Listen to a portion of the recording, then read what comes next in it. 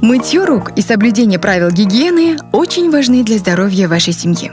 Существует 5 критических моментов, когда необходимо мыть руки. Мойте руки после посещения туалета. Мойте руки перед кормлением ребенка. Мойте руки перед приготовлением пищи. Мойте руки после смены подгузника ребенка.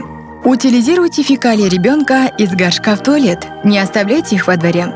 Фекалии детей, как и у взрослых, содержат бактерии, которые могут вызвать паразитарные заболевания и диарею у всей семьи. Заболевание может привести к недостаточности питательных веществ и оказать негативное воздействие на развитие и рост ребенка. Мойте руки после контакта с домашними животными. Мытье рук предотвращает такие заболевания, как диарея и заражение гельминтами. Мытье рук занимает не менее 30 секунд.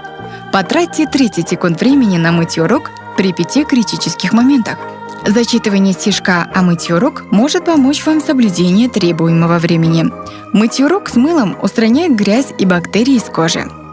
Перед приготовлением пищи, перед кормлением ребенка, после посещения туалета, после смены подгузника ребенка, после контакта с домашними животными. Ваше здоровье и здоровье ваших близких очень ценно. Здоровое поколение – наша общая задача.